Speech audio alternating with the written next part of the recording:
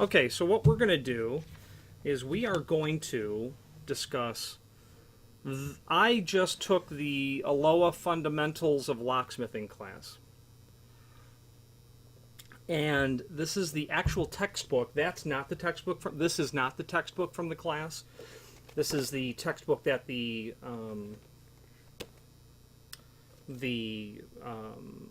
organization sent. This is the textbook from the class.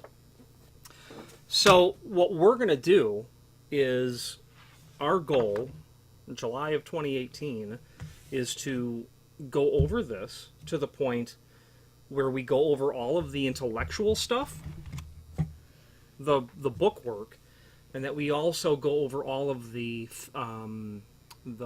stuff that we need to do, the tasks and skill set that we need to develop with our hands when it comes to cylinders. So this, for me, hopefully will be a review, but what I learned through the class is that the class was very good because they reinforced the subject matter thoroughly. Over the course of the week of the class is 1 week. Over the course of the week, they are saying to you, what is this? And then at the end of the day, the same question comes so that it's reinforced. Mm-hmm. The key is the important part of all of this kind of stuff is developing skill to do anything is a lifelong journey in terms of gaining experience. And the way that you gain experience is obviously to just do the stuff. And in order to just do the stuff, you have to be motivated. If you're motivated to do it, you'll make all the mistakes, and then you'll learn the right way to do it, and then you'll learn how to do it better.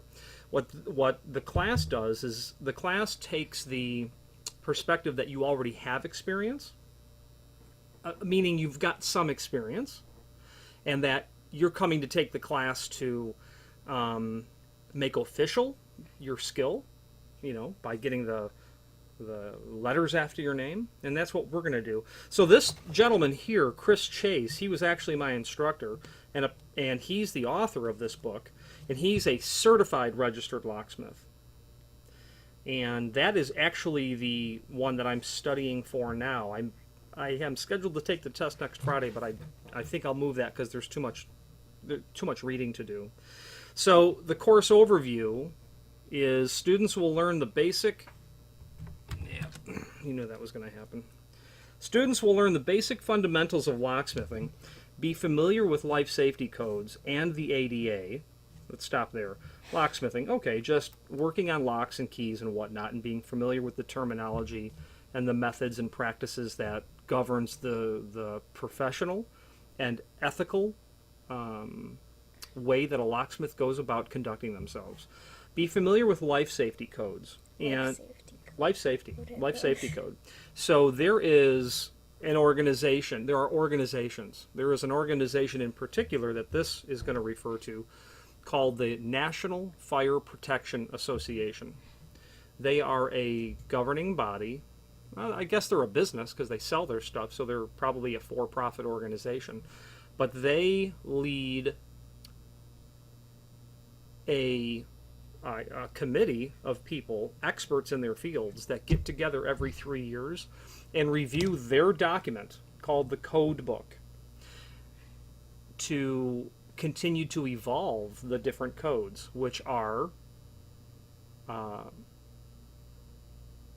NFPA 80 is a code that governs fire safety.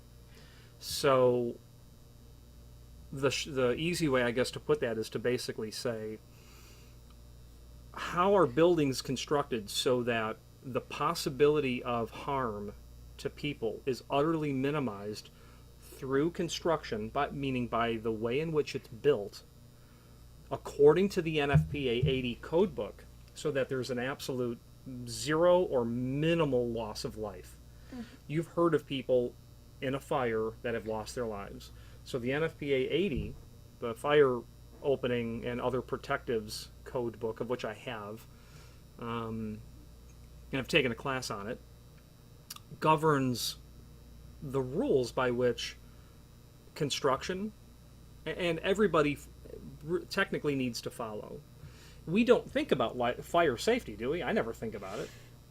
And that's... Well, how would a lock kind of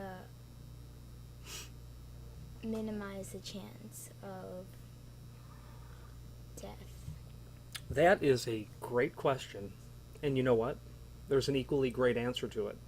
Because locks are directly related to fire safety. Here's a simple way to put it. And many, many years ago, when I first learned about this, when I was, 20, there are 2 cardinal rules when it comes to fire-rated doors. So, in your home, the home that you live in now, there are no fire-rated doors. Do you remember your home in Glenview? Or were you too young? You were just a baby, right? I can remember Okay. it, yeah. So, inside. Okay. So that house had a door to the garage. The garage was attached, so you could drive in, come in that door, and then come in. Well, did you know that that door is fire-rated? That door actually, by code, was 20-minute fire-rated. And I don't know that your exact door had the fire rating on it, but a new constructed door in a house like yours, that door is fire-rated because building code wants to have a safe environment, the safest possible. It would be important to have a door that would have passed a fire safety test, a fire test, for so many minutes. And in this case, 20 minutes. Why? You're around the house. There's a fire in the garage. The door is constructed to give you a reasonable amount of safety so that you can get out. Now, how do locks apply to that? That's a good question.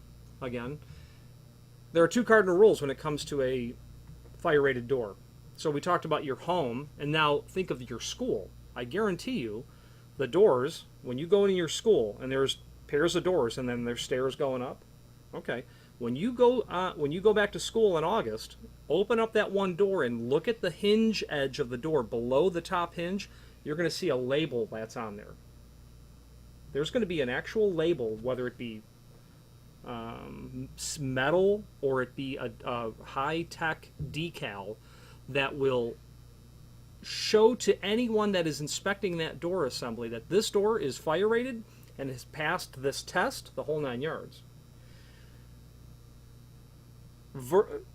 Vertical enclosures, which are stairways, those doors are always fire rated, because where would the fire utterly race through? Up a stairwell. Very dangerous in a stairwell for fires. So those doors are always fire rated. Okay, now, why are locks important? What good is a fire rated door if it's not closed? You don't have a fire rated door. What's the purpose of putting a door there if you want the door closed in a fire, don't you?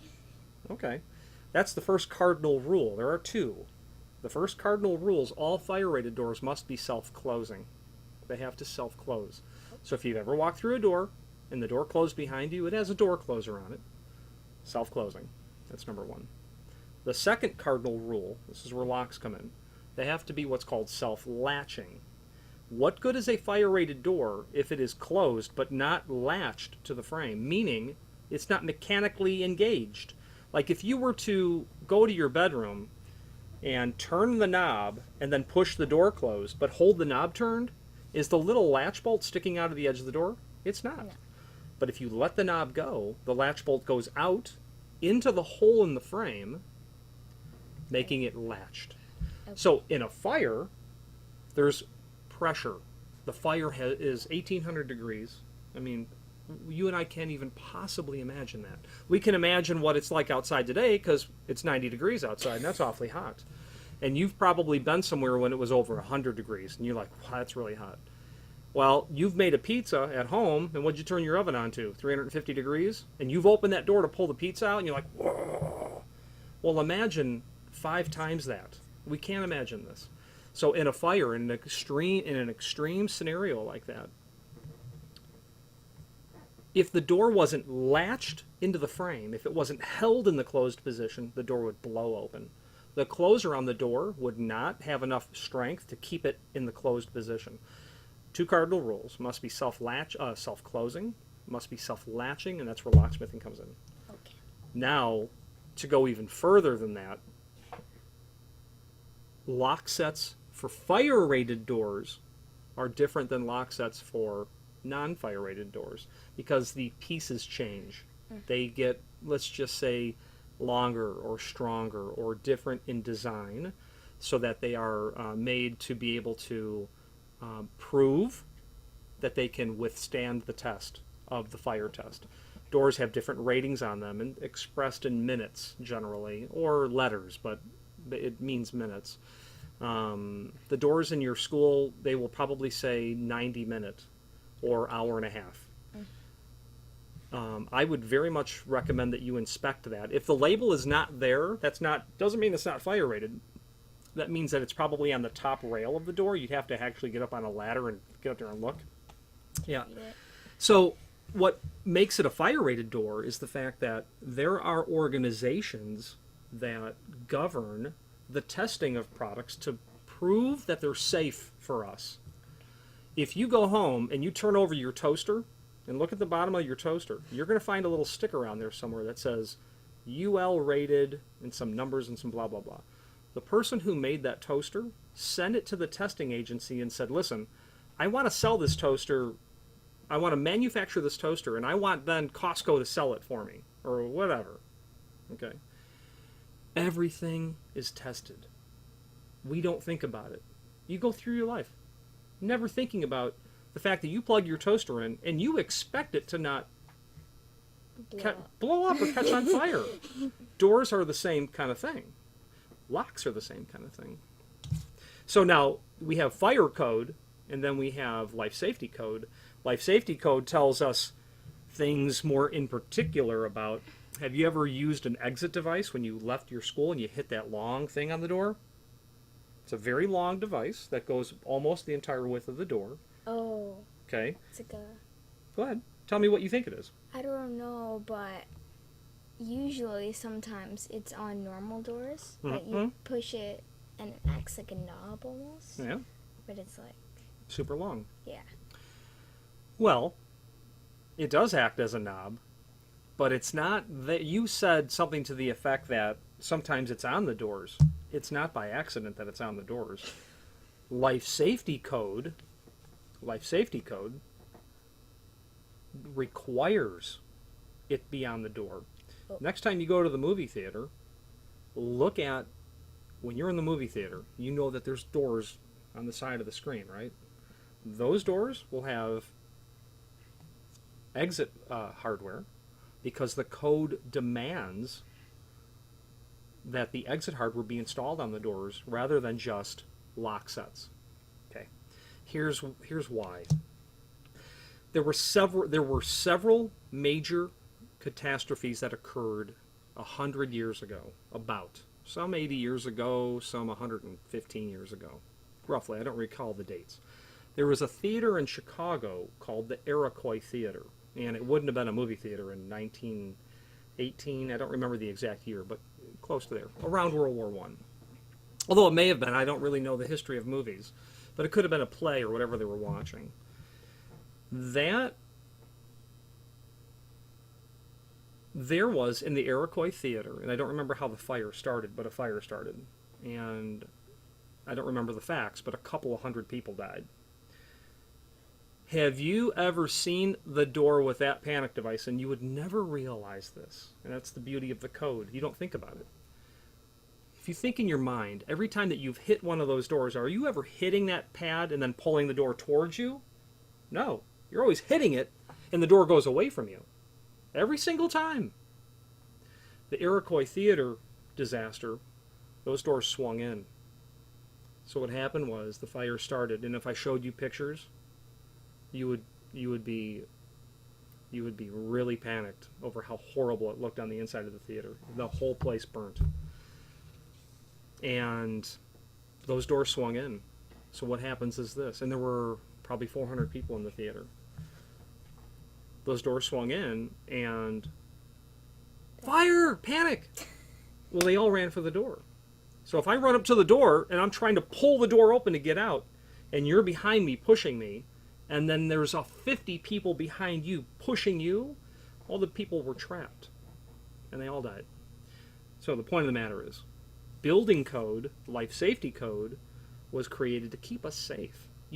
Luckily, you don't really hear about building fires and loss of death, loss of life, even though you do. But you really, thankfully, because of the code, it's few and far between. Now, there was an event in Chicago, maybe about 20 years ago, 69 West Washington. It's maybe a 30, 40-story building, I don't know. Stairwells. So there was a fire. What happens is the elevators are immediately turned off. It happens automatically. The electricity is cut to them. They cannot operate. So what did people do? They went to the stairwells because they want to get in the stairwell and then go all the way down and get out of the building. But in 69 West Washington, they had locks on the doors preventing you from re-entering. So you'd go from, let's say you're on the 20th floor, into the stairwell, down to the 17th floor to come back in. They couldn't get back in. They needed to get back into the 17th floor because there was a fire in the stairwell below them. They couldn't get back in because all those locks were locked. The building code, fire safety code, life safety code, NFPA 80 and NFPA 101, which is the life safety code, were developed further to say, oh my gosh, we can never have this happen again.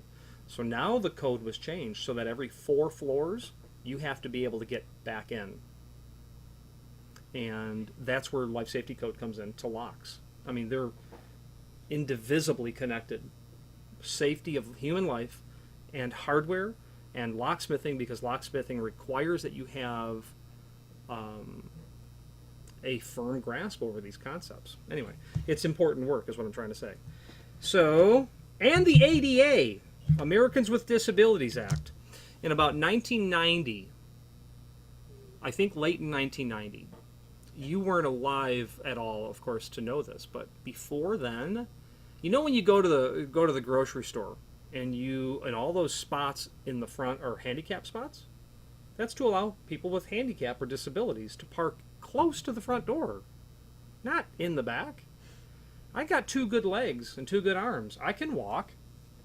So they make those spots. The quantity of those spots is based on how many people can actually visit the building, but that's the American with Disabilities Act. But it changed other things as well. Not just parking by the front door if you are in a wheelchair or a walker, whatever the case might be. But it's directly related to door hardware, and it's directly related to locks specifically. Before 1990, there were no lever locks. They were all knobs. Well, if you put your hand like this, and you imagine that you have to turn a knob, turn the knob with your hand. Just turn it. Okay. Watch your wrist as you do it. See how much you rotate your wrist? There are people with disabilities that cannot rotate their wrist, but they can do this. Oh. Now, put a lever in your hand and activate the lever if you're handicapped. You can still rotate the lever by doing this, but a lever will permit you to do this, where you don't rotate the lever, rotate your wrist. You can still open that door.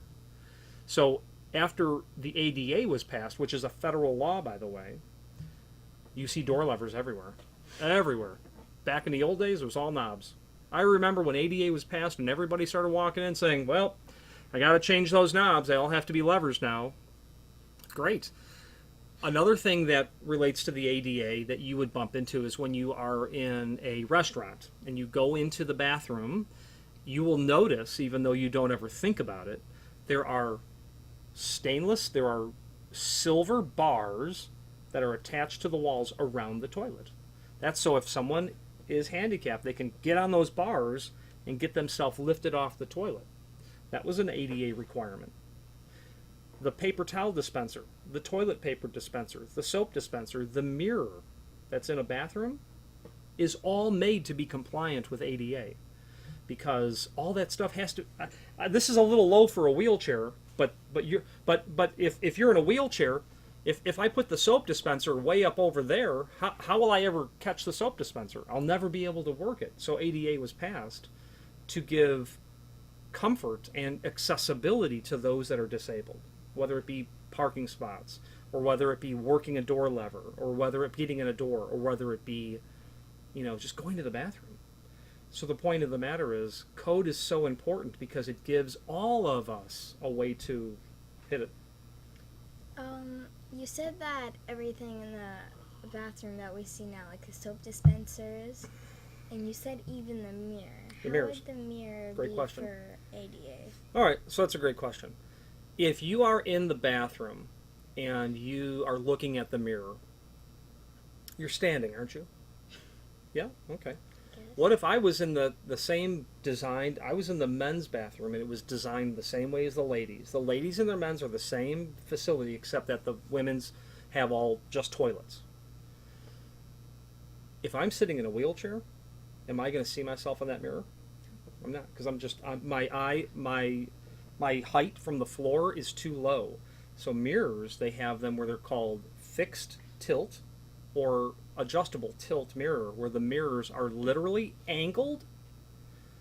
So the mirror's not like this on the wall, it's like this on the wall. Like the computer. It's just like my computer screen. So if you were standing, if that was a mirror and it was straight, I couldn't see myself. I'd see the top of my head. I would have to stand. But if I tipped it down, I'd see myself. Even the mirrors have to be compliant. That was great use of the surrounding environment. So locksmiths have to know all of these things, or they don't have to know all these things, but if you're going to be someone who makes a living being a professional service person when it comes to working on door hardware, it does help to know what the codes are so that you install the material correctly, so that you can give advice to your customers correctly, and so that you can be a good shepherd of the rest of humanity. I mean, how would you feel about yourself if you knowingly installed the mirror that a handicapped person couldn't use? Well, first of all, that would never pass. It would never work. But, if you knew that, it would be horrible. So we have these laws for that reason. So with ADA, and obtain limited hands-on training in the key areas of key duplication, picking, raking lock cylinders, fitting and impressioning keys, shimming cylinders, repinning cylinders, master keying cylinders, small format interchangeable core, and safe combo changing. The only thing on here that I'm not going to be able to teach you about thoroughly is safe combo changing, because in my professional life, I never bump into having to work on safe combinations. But do you have a padlock on your locker at school where you have a combination? How do you get in your locker at school? Do you have a locker, or is it just a cubby? No. I'm going to actually You get to the bigger go grade. into middle school. Yeah. So you're going to have a lock on there, and it's probably going to be a combination lock. And if you look at the back of the combination lock, meaning you'll take the dial and you'll spin it to the first, you'll have a code. It'll be 50, 25, 50. 50, 25, 50. Remember that. Just remember 50, 20. It'll come up later in life. So you can go to 50, go back to 25, go back to 50, and then your combination will open. The back of that combination will have a key in it, so the principal can get into anyone's locker. He's got the actual key that will override the combination. Be mindful of that. Because I don't get into changing safe locks, combination locks on saves. I mean, big, giant saves that have really big dials. But the class did teach us how to change that combination on a certain type. So the list was key duplication. That means just making a copy of a key. Go ahead. you said that the principal would have a key to your lock, right? Mm-hmm. The combination lock. Mm-hmm. So if it is like a key that you use for your house, you would be able to duplicate it, right? The key for the lock? Well, and this is where people who are locksmiths, the ones that I know, are the most honest and ethical people. This gentleman here, Chris Chase, he was my instructor in the class. I knew him for 1 week, and he strikes me as one of the most ethical people in the world because of the examples that he would give. Would say, you know, you've got a customer who has asked you to do something, and you have a choice to do it good, or you have a choice to make the customer aware of the fact that Here's the right way and the best way to do it. You have Mr. Chase's, I believe his perspective is you have an obligation to give that customer the most ethical answer. Now, having said that, a person who knows how those padlocks work, like a locksmith would, I believe would be able to relatively easily, very easily, duplicate a key for that. So, as a future locksmith, if you have the knowledge on how to make a key for that cylinder, what would you do with that knowledge?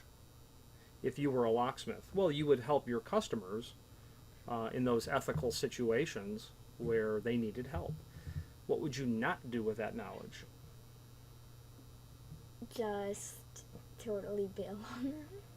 Well, that would be one. Make sure you help your customers. Yeah. You sure wouldn't tell anybody that would use that to evil means. Yes. You sure would not share that knowledge. To steal, to do bad things. So that's where being a locksmith reinforces what I had said about the most ethical people that I've ever met. These are people that know how locks work, and therefore they know how to work on them, disassemble them, bypass them, open them without the intended means of opening them. I can take a cylinder and I can make a key for it, but am I the person who's supposed to open that cylinder? Maybe, maybe not. It's the maybe not part that you have to be real careful of. So key duplication, copying keys, picking and raking lock cylinders. That's going to get into, you have a cylinder in your hand and you don't have a key for it. How are you going to get the cylinder open? Picking and raking are techniques by which a key can be made for those. By fitting and impressioning keys are other ways to then create a key for a cylinder. So you can take a cylinder and you can try to pick it open, you can try to rake it open, and we'll define those terms when we get to them. You can then take a blank key and try to fit a key to a cylinder or impression a key to a cylinder, other ways to get the cylinder open. Shimming cylinders, something that I'm good at, which is not hard, but and I will teach you how to do that, is a way to get a cylinder open when you don't have a key. The disadvantage of shimming cylinders is you have to have access to the back of the cylinder. So if the cylinder's on the door and you can't get the cylinder off the door because you don't have a key, you can't shim the cylinder. Repinning cylinders, we've already talked about that, and we're going to demonstrate that. So the pins are the little things that have like a flat end and kind of like a cone end? Yeah, exactly. But they're like small, so... They're very small. And if you recall, because we had gone through the pin kit a little bit, that there are so many different sizes of those. And for different types of keys, brands. That's true. Yep, that would be certainly the reason that I would have a cylinder pinning kit like that had so many sizes, so that I could work on multiple different manufacturers of locks. The way to think about that is, you know how the key for your car doesn't work in your neighbor's car? Why? Well, because they don't have the same brand of car. You've got a Ford and they've got a Chevy. They're different. The key's not going to work. However, that logic extends to everything on the car. You can't take the alternator off the Chevy and put it on the Ford. They just won't fit. Lock manufacturers are the same way. Their parts don't fit on each other. So a pinning kit that allows you to work on all of them is a very helpful tool. Repinning master keying of cylinders, and we discussed that as well. We actually discussed that at length now, didn't we? We talked about your school, and we talked about how your teacher has a key to get in their classroom. Does your teacher's key work in the other does Mrs. Jones' key work in Mr. Smith's door? It doesn't. It might, but it probably doesn't.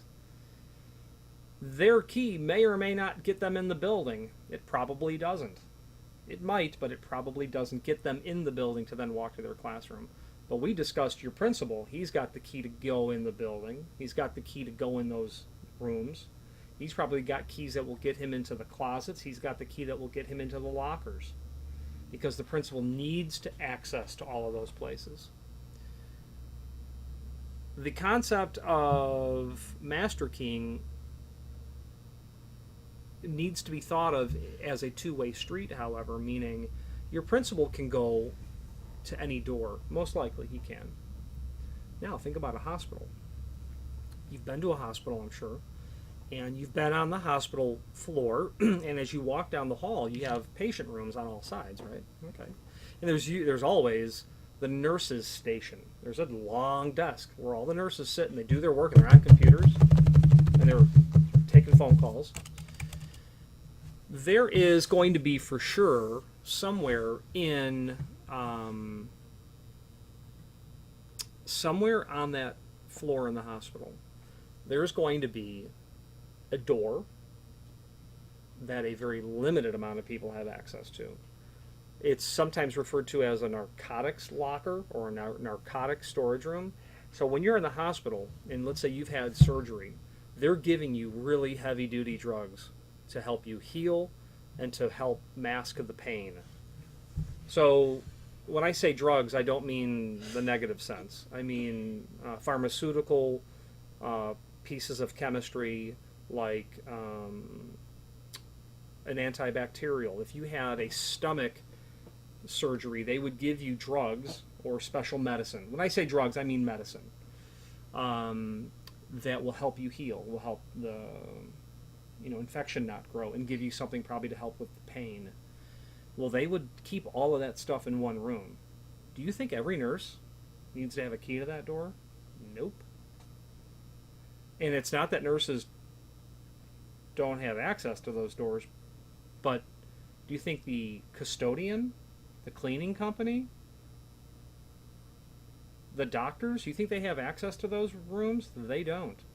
So very often what will happen is we're talking about master keying being a two-way street where one key can work lots of doors, but you can also have it where a special application, no keys, including the master key, do not operate that door. So in the hospital, let's say you're the director of the hospital, you've got the master key, he's like the principal, he can go anywhere.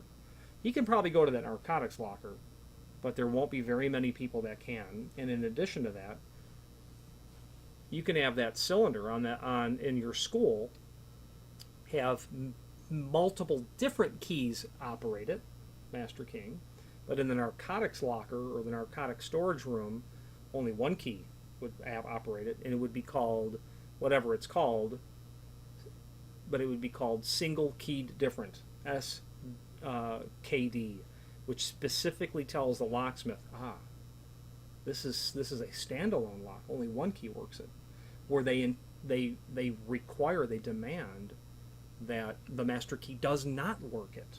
So it's a two-way street. The concept of being able to understand locksmithing is important when you master the concepts, because you'll have different customers who have different needs. You got the hospital, and then you got the school. So you can think of those in kind of, sometimes it's this way and sometimes it's the other way. Small format interchangeable core cylinders, you have certainly encountered those in life, but you've never thought about them. There are conventional cores, and then there are interchangeable cores. Conventional cores would be like the key that's on your house. You stick the key in the door, you turn the cylinder, the lock opens, and you go in. It's actually, a conventional cylinder requires work for you to remove the cylinder from the lock if you needed to change the pins to make a different key work it. Interchangeable core allows you a very fast and easy way to remove the core from the cylinder so that you can put a new core in there really fast. By the time we're done going through all of this stuff, you will have the ability to change the keys on your house doors. I guarantee it. You are going to have the tools and the knowledge to go to your house, but you're the ethical locksmith. Your parents will ask you to do it, because why would you need to change the keys on your house? What'd your dad do? I can't find my keys. I don't know where I left them. Someone may have picked them up. Now someone has the keys to my house. Mm-hmm. Okay. So now you see why. It's been very helpful in my life to know how to key locks because I have lost keys. Anna and Terry have lost keys, and no problem. It takes me some time and work, but I can change all of the locks so that the old key just doesn't work anymore. If you found my key and came to my house, you can't get in. Not with that key, you can't.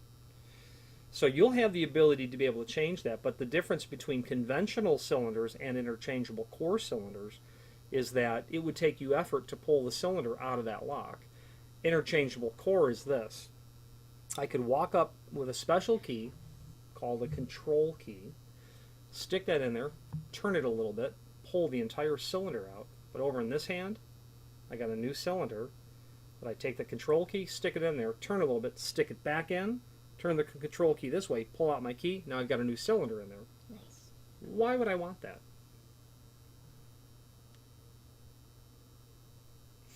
For the purpose. There's no wrong answers, by the way. Just for the purpose that you probably just gave me. Yeah. That I need to be able to change your them. keys and you had to change it. Now let's say that you have. It never really happens, but very rarely a teacher may get fired. Very rarely, or a teacher quits. Teacher goes to. It would be standard practice to repin the cylinder on that teacher's classroom door so that they simply couldn't go into there anymore. Not that you're keeping them out, but they have no business going in there. Mm-hmm. So, safe practice, best practice, would be to repin that. So, the teacher's quits at the end of the day. The teacher is leaving that school where that teacher worked. The teacher leaves to go home at 3:30. At 3:31, the custodian is there pulling that old cylinder out, putting the new one in.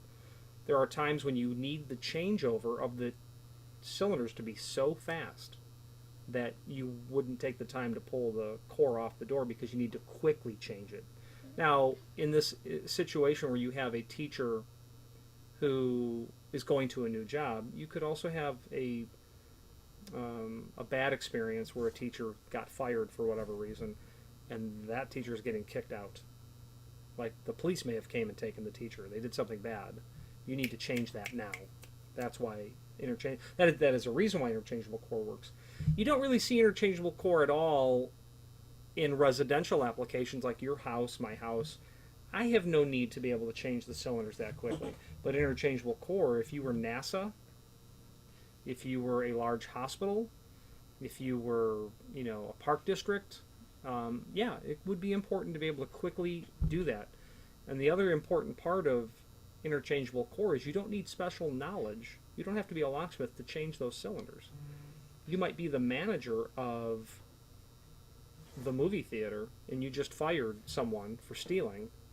You want to be able to change that outside cylinder. You're not a locksmith, but you have in your possession a new cylinder just for this scenario. So interchangeable core is a system that we'll get into.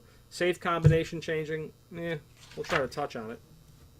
So the course outline is key identification, key machines and adjustment, key codes and decoding keys, lock mechanisms and hardware, manufacturers and distributors, grading and specification, life safety codes and the ADA, lock picking, fitting and impressioning keys, repinning cylinders, master keying cylinders, small format interchangeable core, and safe combination locks. So, according to Mr. Chase, the author of the book, there are over 15,000 different key blanks available, commonly made of brass or nickel silver, and they can also be made of steel as well. 15,000 different keys. Wow. Yeah. So that Would means... you grab that book with the blue cover? Now, go ahead and open it. 12th edition. Okay. Just look at any of the pages on the inside. Flip it to the middle of the book. Okay. Turn a page. Oh. Turn a page. Oh no. Are these all the key blanks? These aren't 15,000. This is just this manufacturer's key blanks. Just one manufacturer. Wait, can I show the camera all this? Whoa. What? Yeah, lots of different key blanks. Wait. Okay, wait, let's just... There's literally... These are all key blanks.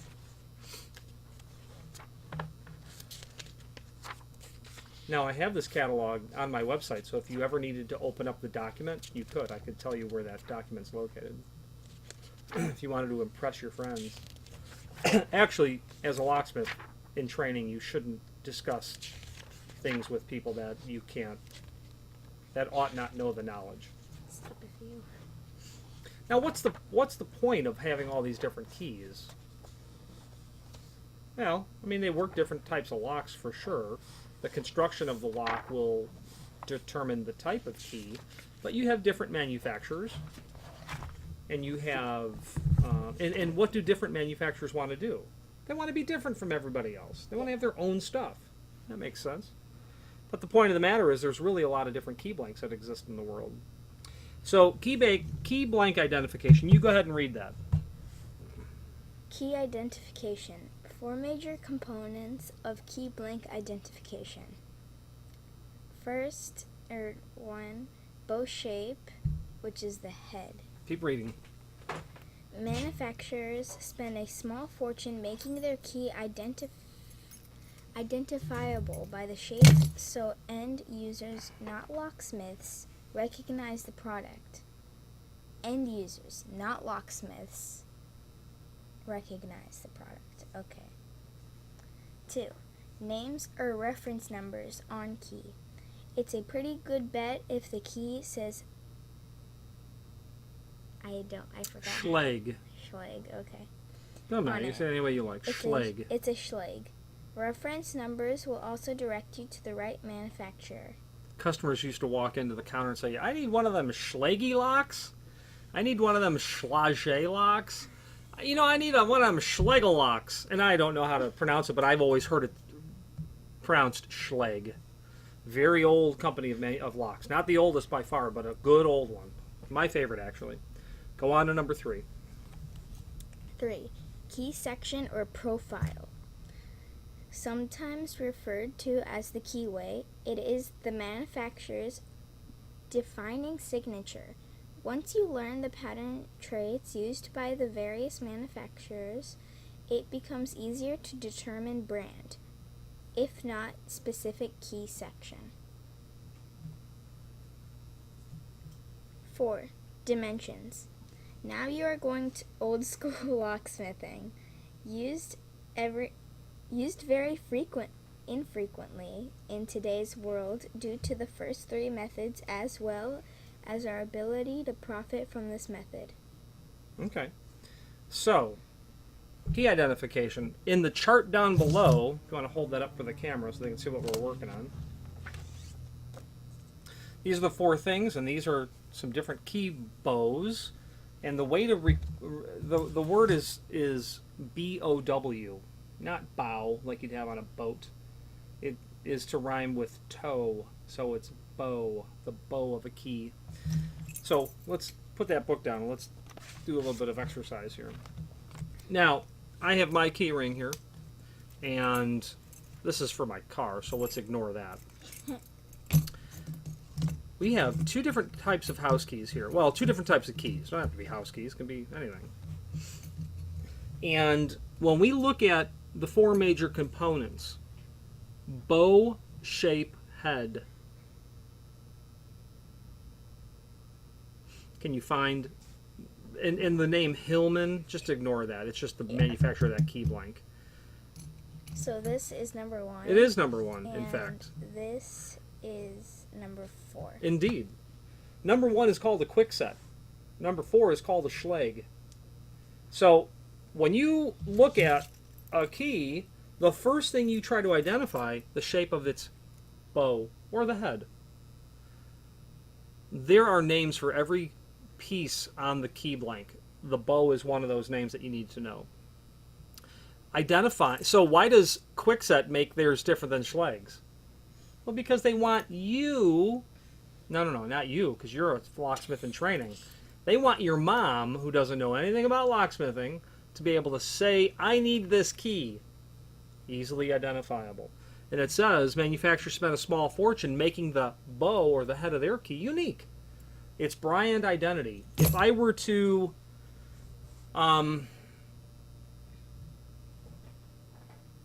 if I were to say, can you think of the AT&T logo in your head? Do you know what the AT&T logo looks like? It's that ball with the white and blue stripes, and it's kind of cut on one side. Anyway, the point I'm trying to make is, think of a logo that you know, like when you walk into the store, and you're like, oh, I know what that is just because I can tell by its logo. Oh, my logo? You know, you think of me when you see my logo? Anyway, that's the point. That's my logo. Yeah, when people see that on my business card, I want them to think of me. Same thing. So, they spend a small fortune making it easy so your mom, your dad, my mom, can identify it. So that's really important. You got Kwikset and Schlage. Now, I don't have the rest of these memorized, but that's Arrow, that's Yale, that is, I think, a tubular key. That's Corbin, that's Russwin, that's a Master. Oh, that's a tubular key. I don't remember what 5 is. 10 is Sargent. 11, I think, is Weiser. 12 might be Dexter. That's probably some sort of ignition key for a jet ski or a motorcycle. That's small format. That's a old Chevy or a GM ignition key. Number 16, I don't know. This is a really old one. I don't remember. That might be I don't remember. Anyway, the point of the matter is, I don't do a lot of business with most of those manufacturers. I work on Schlage all the time. We work on Kwikset somewhat frequently. Arrow I'm very familiar with. We've done a nice job of some Corbin. That's a old pre-A70 system. Russwin, we've done some work. Sargent, we've done some work. So it's really helpful to be able to, even for someone who's a locksmith, to be able to say, oh, that's a Schlage. That's a Schlage. So, number 2, names or reference numbers on the key. Okay, well, that is super, super important. Yeah. This happens to say Hillman, but what are they really talking about? Reference numbers or names on the key. So, what we're seeing here is it says SC1. Now, open up that book and go to section 2. You'll notice that the sections are color-coded. The second section will be I think, green. So you're at the beginning of the second section. Now flip it open. Okay. No, actually I'm wrong. We want section 2, which is the whatever. Now this is section 2. The orange is the beginning. You'll notice, this is Corbin. You'll notice over here, it's Elgin. You'll notice over here, it's Falcon. Guess what? It's alphabetical. Flip the pages until you find Schlage, because we're working on a Schlage.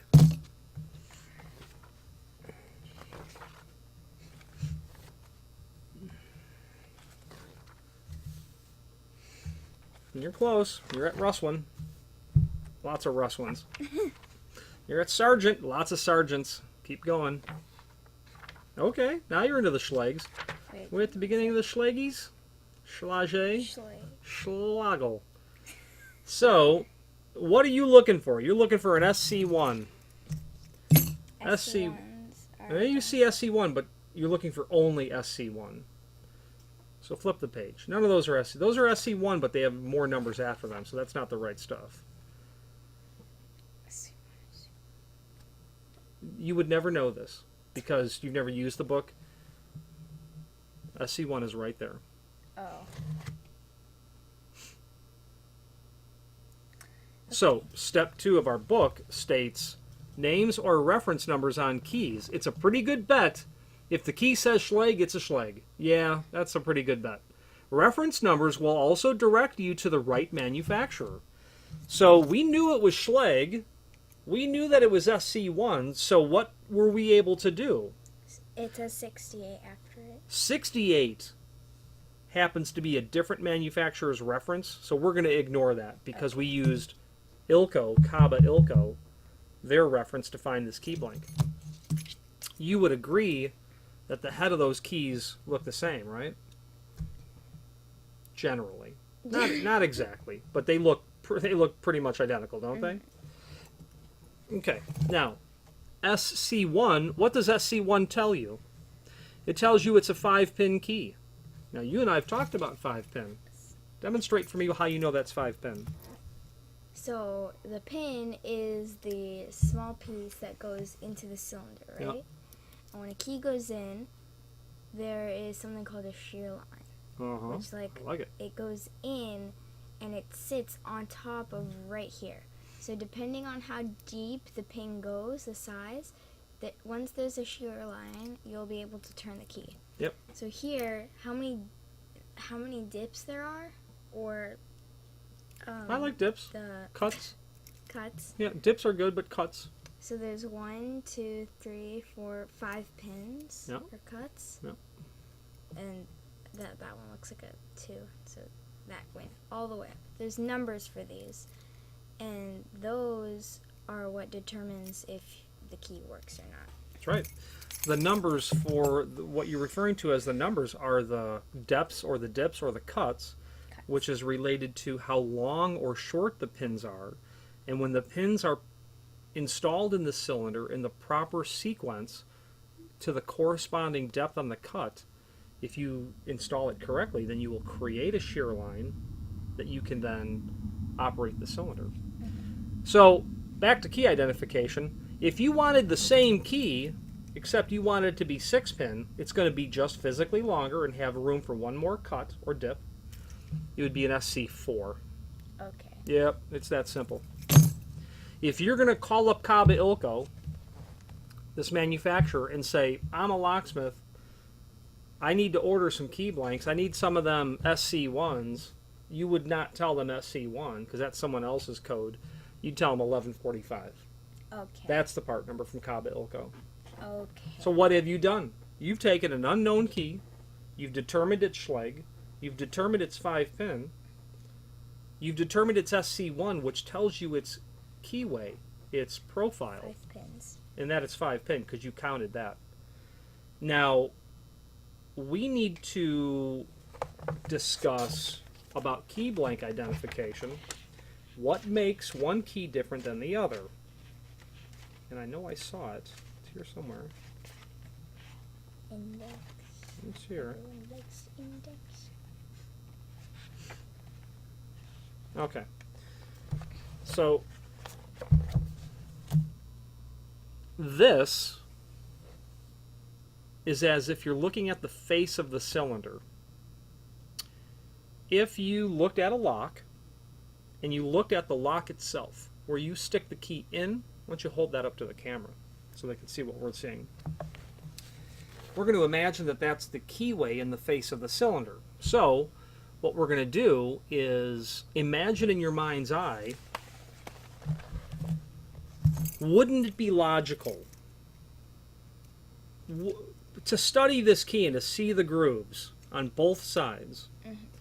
And you could look at the quick set, and you can hold them up together, and you can see, well, gosh, they both have grooves, but are they in the same place? They are not. No.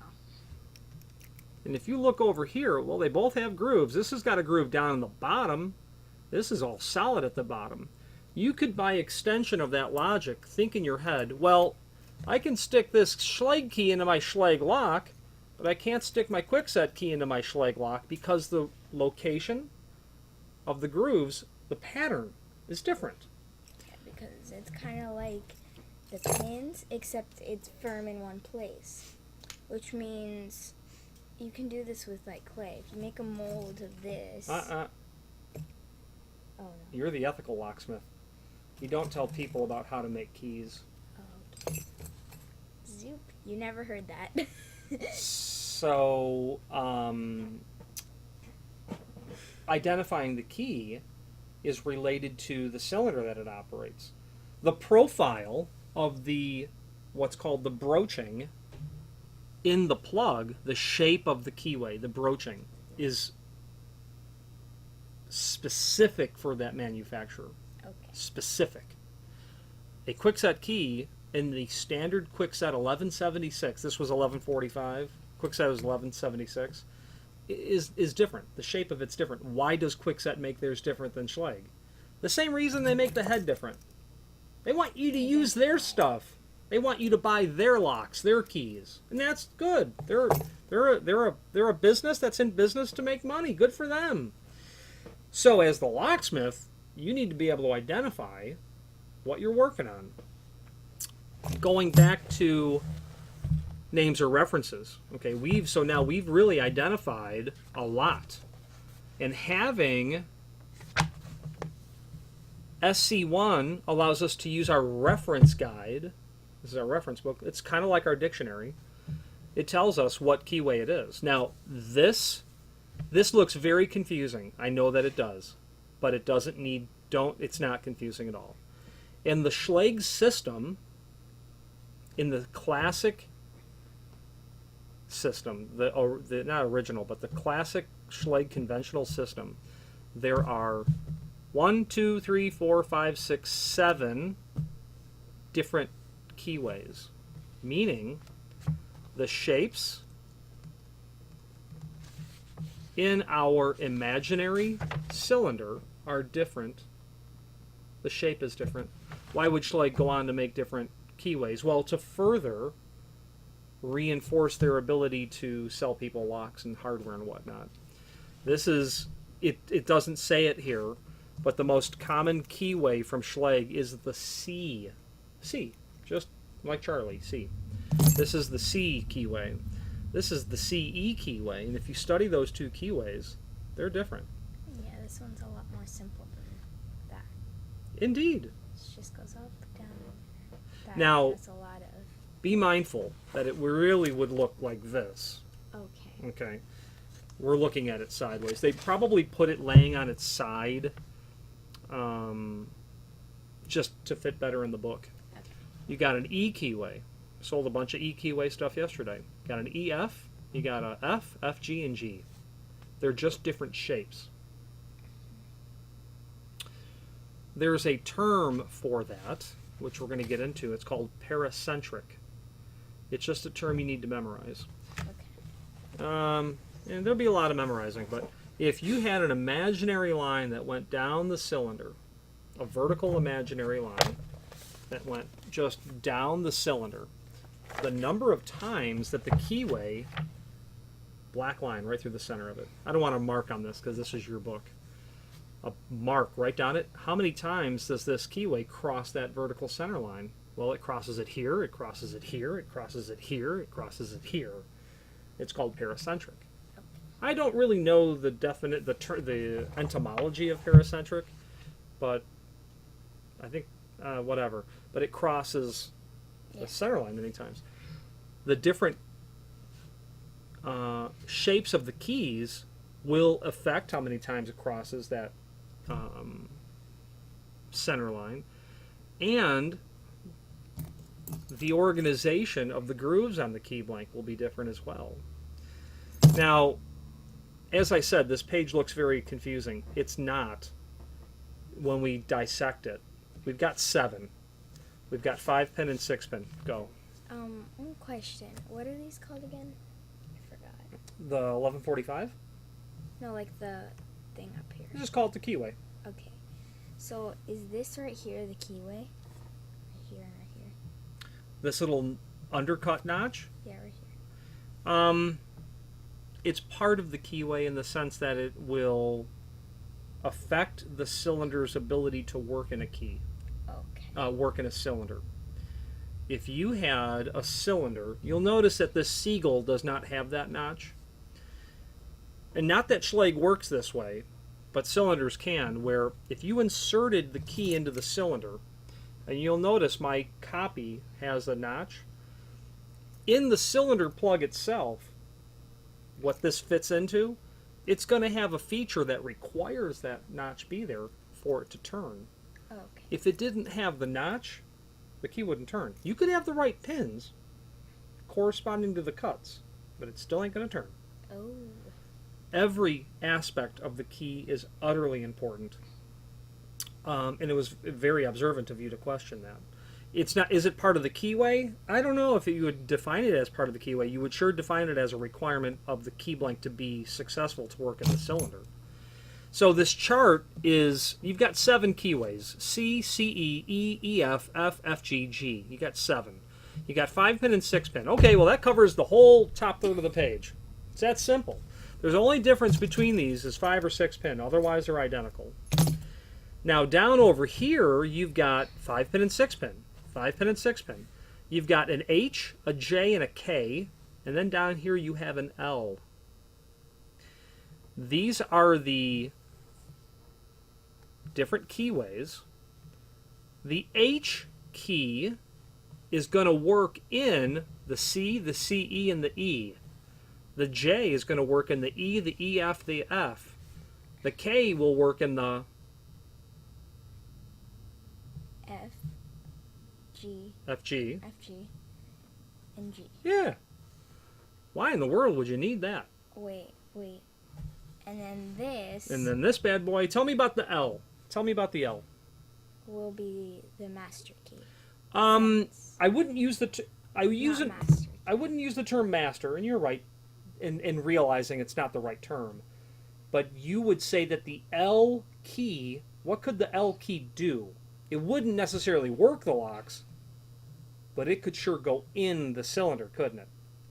So this is kind of like a hierarchy. It's exactly a hierarchy. Exactly. You could not have said that more perfect.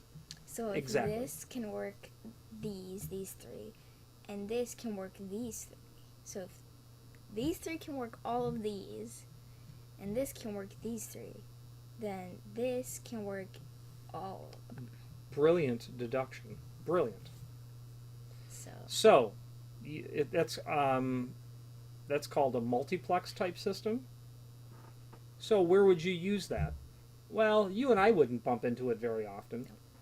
But if you wanted to give your customer a better ability to have security, imagine if all your neighbors have C keyway, but you're the smart locksmith, and you say, you know what, I don't want to use C, I want to use E. You know what that'll keep your neighbor from doing? Not only will their key not work the lock, their key won't even go in your lock. It won't even enter. But if you had an L key, you could go in them both. You could enter both. And that doesn't mean it works, but it will pass. It will enter the cylinder. An example of why you would use this, and I think when discussing locksmithing topics, you have to put it in context of your actual experiences in life. You know, what in your life has given you a reason to be curious about these things? So, what would be one way to keep teachers from coming in the building before or after hours or on the weekends? Well, their key won't turn the cylinder. Their key won't actually operate the lock like the outside of the building. Okay. Teachers don't need to go to the school on the weekend, so why have those keys pass them? But what you could also do, let's say that your teacher's doors were all C keyway, all the classroom doors, but then you put an E keyway on the exterior of the building. The teacher's key not only doesn't work the cylinder, but the teacher can't even get it to go in. I don't know why we're using teachers. Teachers are the heroes of our society, but we're putting it in context of people that you encounter every day of your life. Okay. And I'm not saying that schools work this way, but we're just using this as a fictional example. The teachers can't even get in. So how do they get in? Well, because there will be a security guard or the doors will be unlocked, whatever the case is. Mm-hmm. That would be an excellent example to not only prevent people from trying to operate it, but their key won't even go in. But the principal, what key does he walk around with? He'd walk around with the H. Well, he could walk around with the L, but if it was just 2 cylinders in your system, you'd walk around with the H, because this key can enter both of these cylinders. Okay. Now, what if you said to yourself, well, that's kind of neat. How can I expand this logic to make it smarter? Well, you might say to yourself,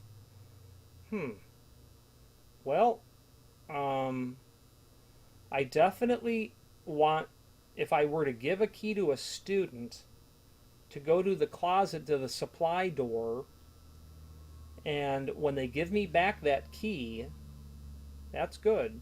But what if the student says he lost the key?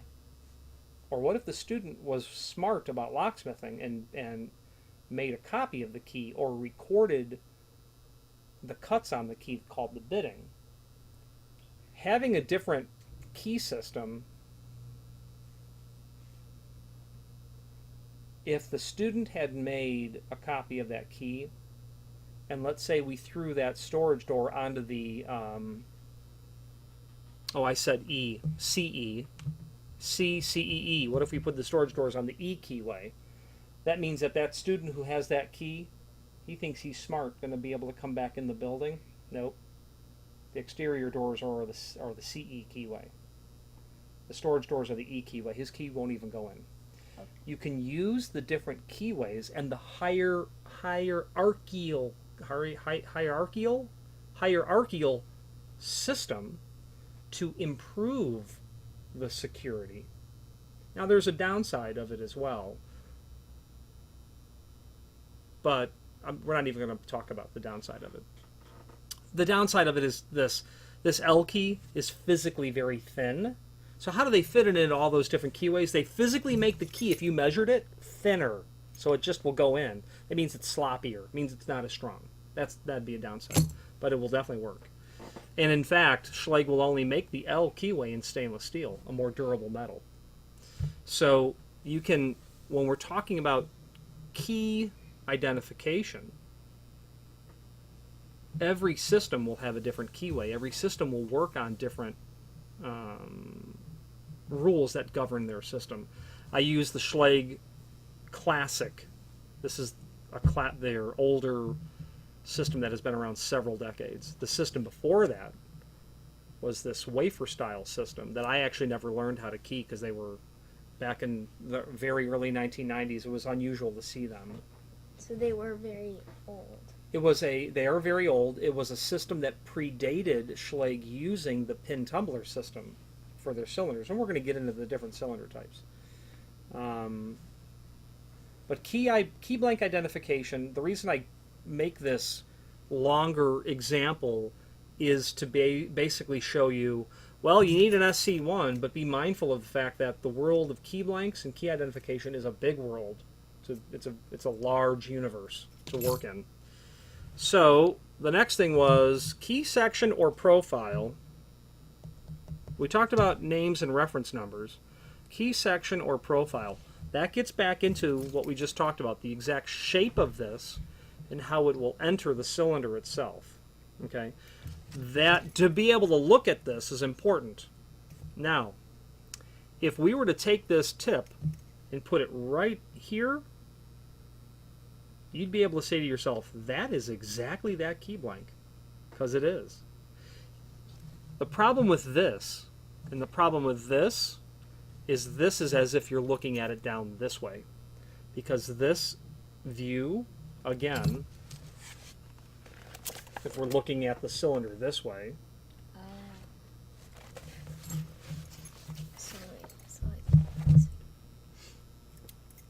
you know what?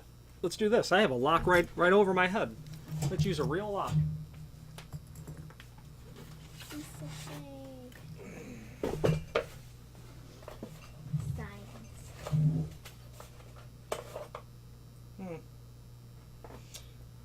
So, knowing what you now know about cylinder key blank identification, when you take that key, grab those keys. These? Yeah. What can you tell me about those keys? Based on, hold on, bow shape, names or reference numbers, key section or profile. What can you tell me about that? It's the bow shape determines that's it. So if you had more experience, you'd be able to say to yourself, that's Schlage. Yeah, that's Schlage. Just by the bow shape. What else do you know about it? Tell me everything. If you turn the key over and look at it, what does it say?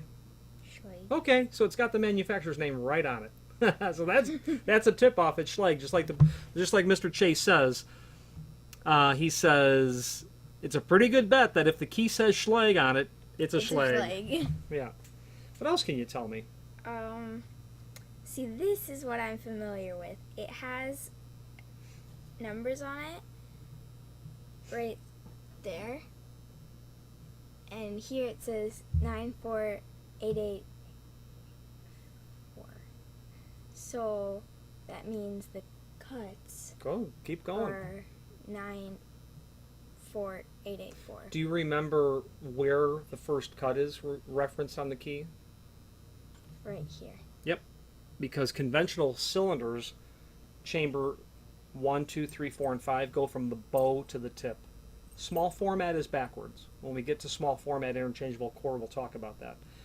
But if I asked you, tell me the fourth cut on that key, what is the fourth chamber cut to? 8. Is it 8? What's the fourth number? Yeah, it's 8. Now, so you just said, well, I know I'm used to seeing the numbers. That's called the bitting, bitting. Bitting. So now you know more about it. What else is on the key? There's a C on it. Oh, God. What does that tell you? It's a C. It's a C. You know it's a 5-pin. You know it's a C. It's going to look like that. If you wanted to order some of those key blanks from Kabe Oko, what are you going to order? That? What? A C? What are you going to tell Kabe Oko you want? 1145. I want them 1145s. You can tell them Schleg C and they'll convert it, but that's their part number.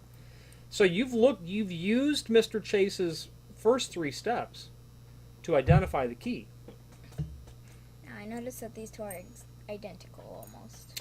That is because locks, by convention, standard convention, will always include 2 keys. Okay. You go to the store and buy a lock, you're going to get 2 keys. Sometimes 3, but 2. You'll never get 1. You'll get 2. 2's normal. Now, we were talking about how the shape in the book relates to, and it's not easy to understand, but we're looking at this right here. If you studied this, and compared it to the cylinder in the face of the lock, you would begin to say to yourself, well, I'm not a rocket scientist, but that looks like it's the same. Yeah.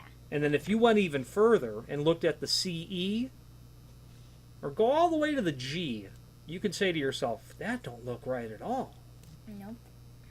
So now, when we take that C key and we stick it in the face of that cylinder, and it goes in, you can say to yourself, well, that's why a G keyway doesn't work, because the shape of the keyway or the broaching is different.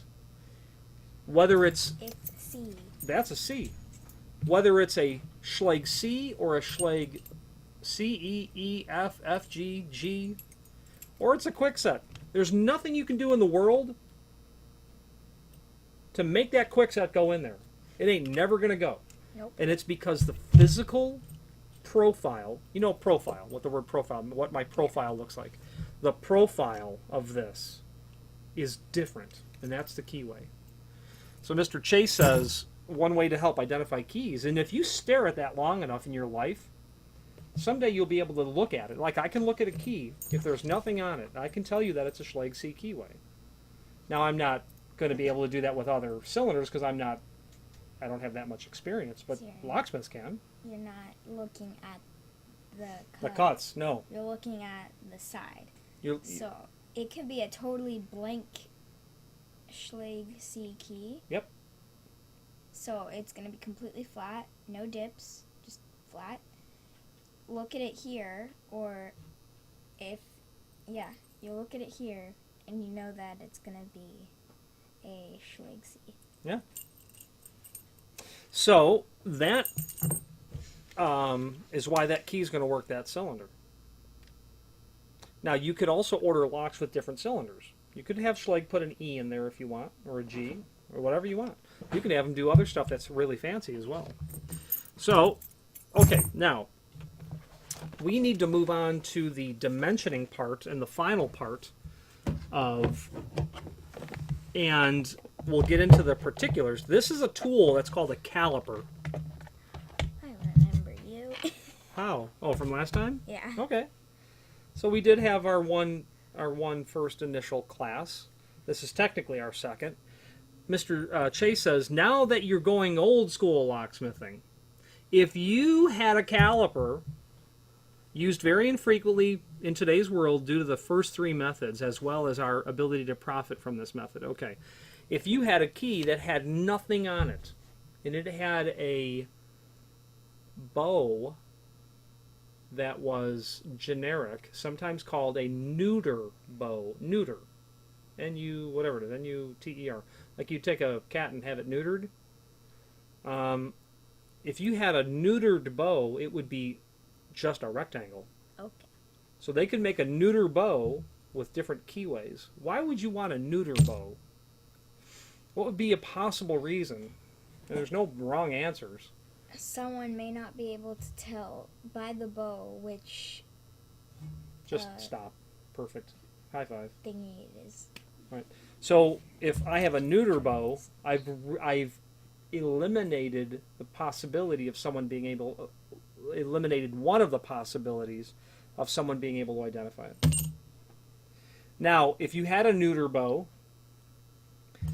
I could, if I had my caliper and I measured every part, the height,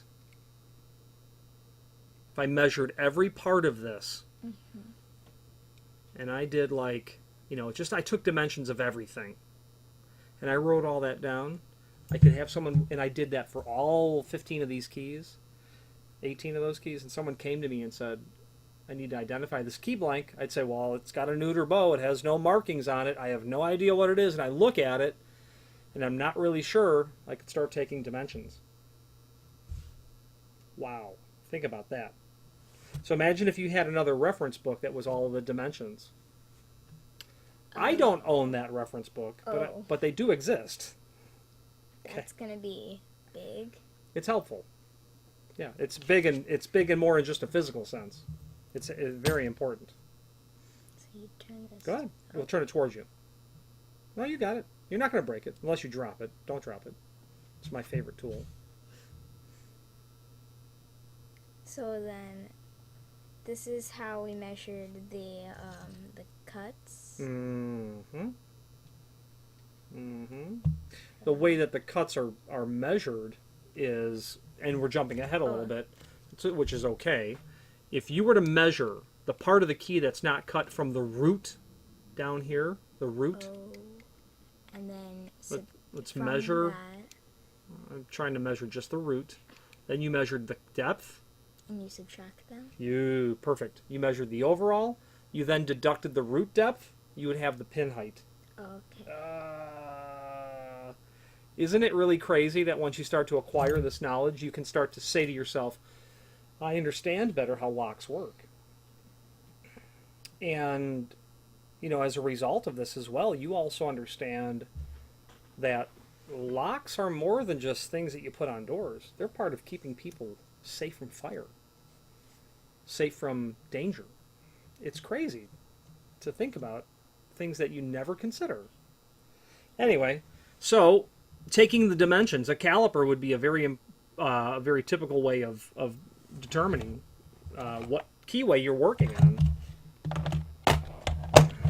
So, okay, let's flip the page. Let's go to page 4. Names or references, we've talked about that. Oh, and then we spoke about this. Yeah, so show that page up to the camera. So we kind of jumped ahead on this page here, and we talked about names or references, which help you identify, and then the keyway itself. So that's a Schleg C. I knew that right off the top of my head because I just know it. So this is a quick set. No, I don't think that's a quick set. Well, actually, I'm sure quick set is on this page. I just didn't mark it. Hold on. No, we have a quick set key. Yeah. So you've got to remember that you're looking at it as if you're looking at it this way. Okay. And the defining characteristic for me for quickset is that feature here is all square down at the bottom. Do any of these have a square at the bottom? So this is angled. Oh, is that? This one, I think. No. Or this one, no. That's a shrink. No. Is that what you say as square? Hold on. Or you can Oh just yeah, put no, it- that's definitely not a quickset. And the reason I know that is because I'm comparing it. Oh, you know what? Sorry, why I thought it was a quick set is because I was going back to this page. And It's you said- definitely a quickset, but we you have to. said that number 1 was a quick set, so I was like, oh yeah, that's a. Yeah, I see. Oh. So I don't see a quickset drawn anywhere here.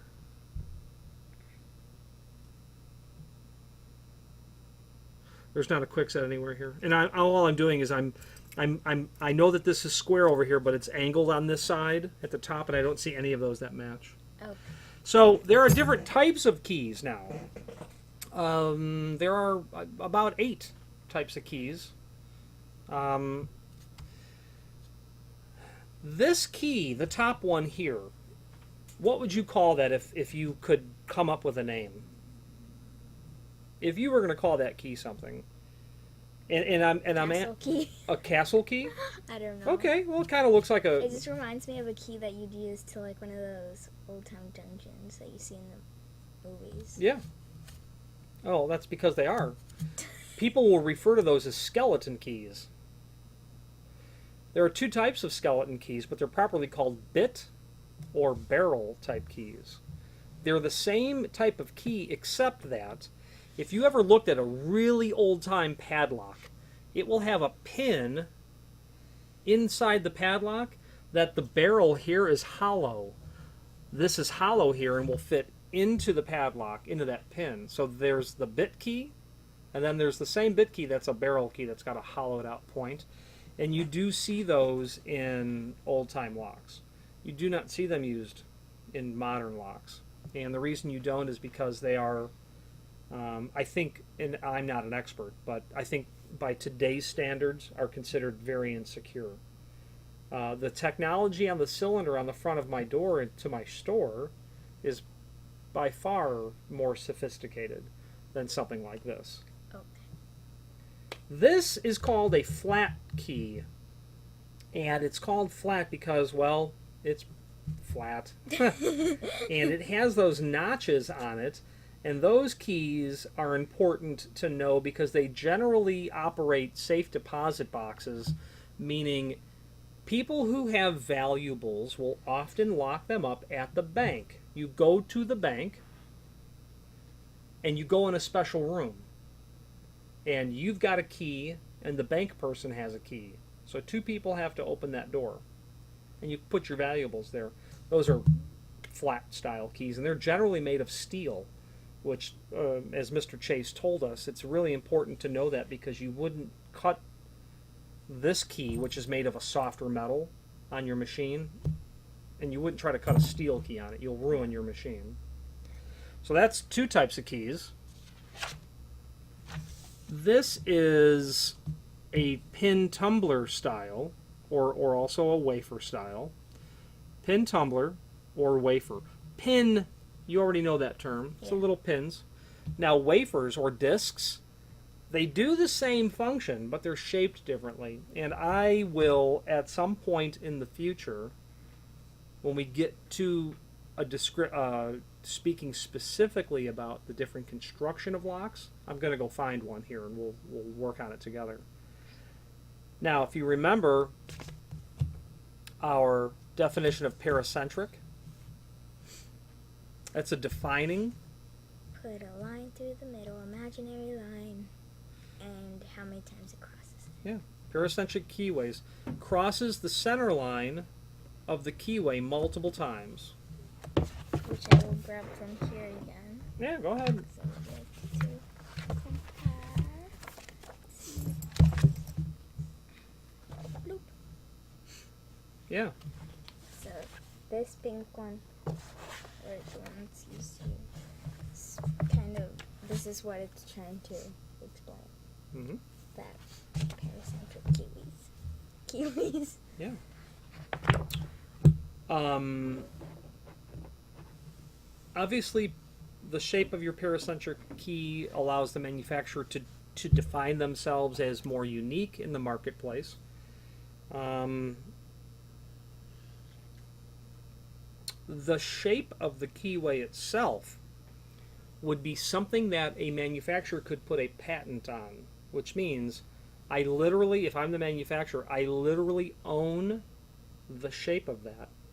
And you are prevented by law from duplicating that, meaning you can't make your own keys that match my paracentric keyway. Okay. Why would I do that? I just sold you these locks. Guess who you're going to have to come back to get more keys? The person who owns the patent. Now, certainly, the Schlage C keyway was patented many years ago, but patents generally only last about 20 years, 21, 22 years. I'm not an expert on it, but a couple of decades generally. Some patents are shorter. After 20 years, everybody can make this keyway. So what did Mr. Hillman decide to do after the patent ran out? What did Kaba Ilko decide to do after the patent ran out? They could then legally make copies of the key. They could make it theirs. Well, it's Schlage's, but they can sell the key blanks. The reason you would do that is this key blank from Schlage might cost you $1.50. The blank, this key blank from Kaba Ilko, might cost me 17 cents. In my opinion, and I think arguably, this is a higher quality key blank. The material that it's made of, the robustness, its ability to withstand wear and tear, the fact that it is an original piece of equipment, will be better than this. But if you have a customer who wants to order 500 locks from you and wants the cheapest price possible, one way you can save them money and say, well, I don't have to sell you all the original key blanks. I can save you $1 each if I sold you the Hillman key blanks or the Kaba Ilko blanks. Okay. Let's see what's the next page. So the next page talks about literally that book, that's yours. Talks about how it's used. Nothing really important there to know. It's just a description of the book. More pages on showing the book and how there are different key blanks, and that there is a cross-reference in the front of that book. So if someone came to your shop and they had a key manufactured by Taylor, who's another company, or Jet, and you didn't know what it was, you could use the Kaba Ilko cross-reference in the front of the book to help you determine what the Kaba Ilko key number is. Which is the index, right? Now, somewhere in there, there's a cross-reference. But the point of the matter is, it's listed in this manufacturer's book. And what this lesson here reinforces is there are a lot of different key blanks, and you've learned the tools by which to begin to approach identifying an unknown key blank. Okay. One question just popped into my head. I remember how last time we murdered a key.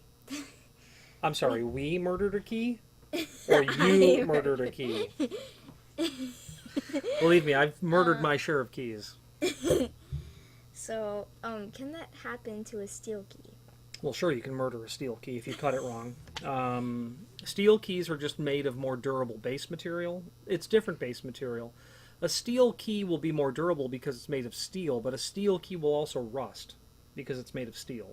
Oh. Steel has a metallurgical profile that contains iron, and iron with exposure to humidity and the atmosphere, air, will rust. It will turn red. You've seen something that's rusty?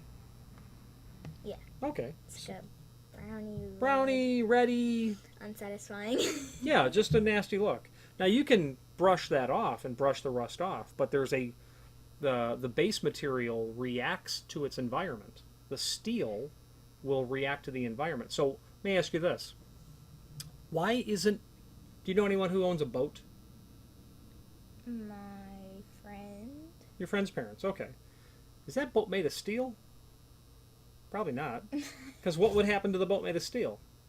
It would sink. No, it actually would not. Oh, I've it been would in a rot. boat made of concrete.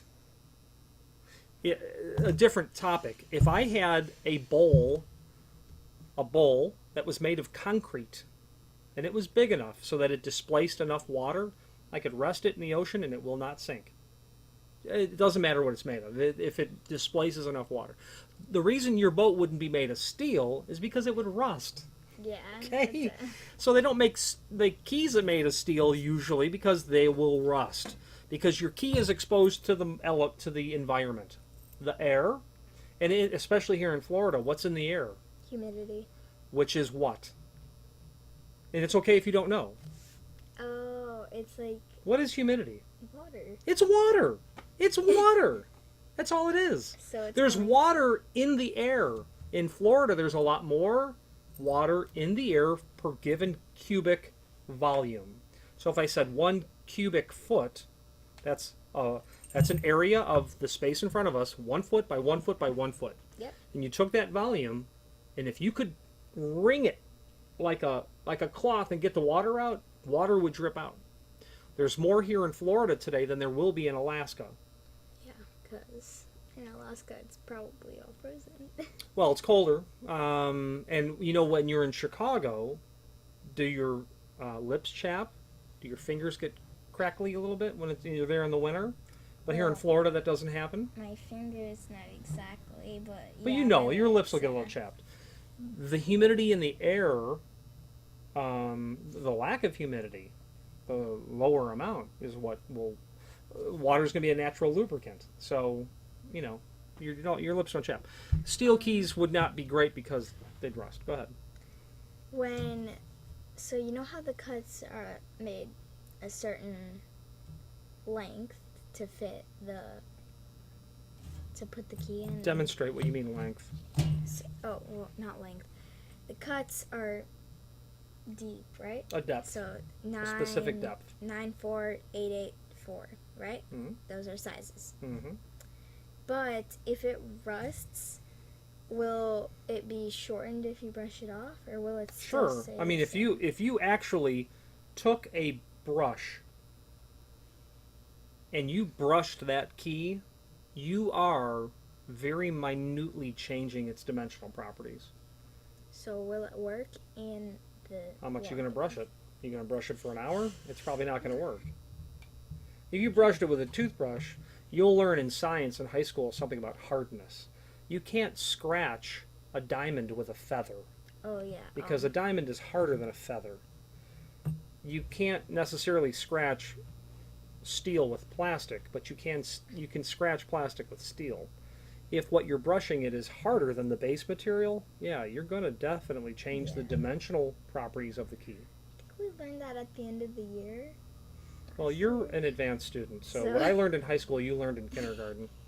No, 5th grade. So, this first 8 pages of the book talks about how to identify keys, or at least giving you, or I think what the book does is open your eyes to say, oh, yeah, a lot of different keys in the world.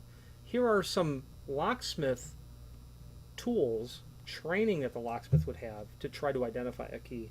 With 15,600 different key blanks that exist, you could possibly never have 0.001% of them understood. There's just too many. Now I can go show you a catalog. Oh, you know what? I might just have one a little bit closer. This one you can't keep, but if you'll move your water bottle, and you see the 2 gift cards that are there? If you move those, and move the piece of paper on top of them, that packet of paper. Go ahead. Bring that over here.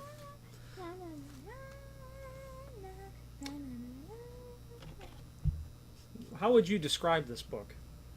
Old. Okay, fine. Would it surprise you to know that key blank catalog is from 1936? What? Yep. That is an Ilko catalog, same company as these people, from 1936.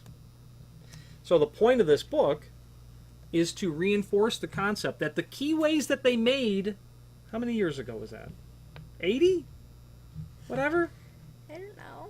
More than 80 years ago. These are all not in the modern book. How could you possibly have all these memorized? I'll tell you.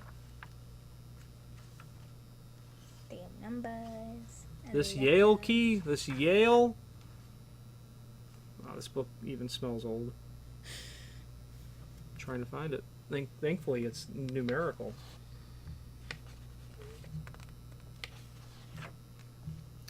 So Linus Yale Sr. invented the pin tumbler cylinder, and we're looking at Yale keys. The Yale 999, the 998, the 999, going to be on the next page. The 999, classic keyway. These are keyways that are so old. So the point about key blank identification, and the reason I have this book, is because I'm going to scan this, and it will be part of my collection of old catalogs that are online that I have on my website that I can use as reference material. For what purpose? To help people Identify key blanks. identify key blanks. Yeah. It's that simple. Yep, this is really cool. I've got a lot of old ones. I don't have them because what I do is I scan them is what I do. Was it created in 1980 something? No, That catalog's from 1936. So was it created in 19? No, that it was probably several decades before that, or many, many years earlier than that. Many years. Now, let's move on to the next section, which is called key machines.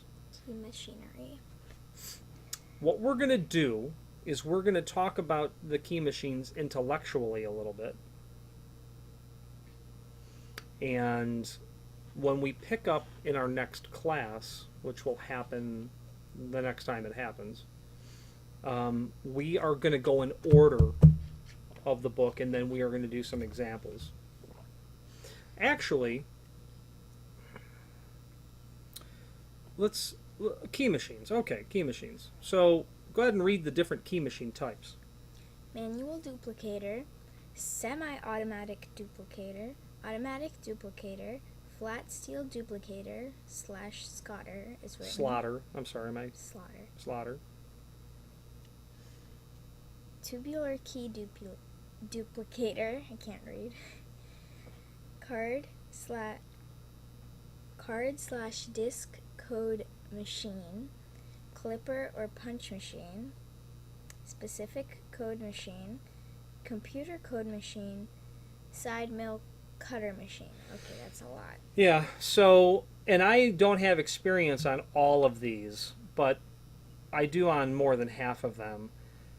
The manual duplicator, the semi-automatic duplicator, and the automatic duplicator are all a similar family of key machines that will allow you to simply take a blank, take the original, make a copy of the original on the blank. Now you've got two keys. You've got the original and the copy.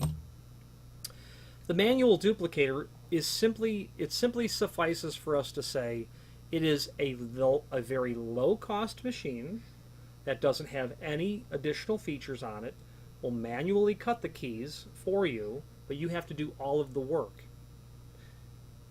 A semi-automatic key duplicator does the same job, but it's just a nicer tool because it works easier. It's got some extra features to it that permit you to cut the keys with doing less work. An automatic duplicator, you will clamp the two keys in and you'll push a button and it'll go zzzz, zzzz, and then when it's done you'll have your key. So the difference is manual, semi-automatic, and automatic is how much work you are going to personally do yourself. Manual duplicators, we've owned in the past, but you would use a semi-automatic because they have some additional features on them. And I think what I'd like to do is go get my semi-automatic machine and talk about it. So you sit right there. Thing that we used last time. No, that's further down this list.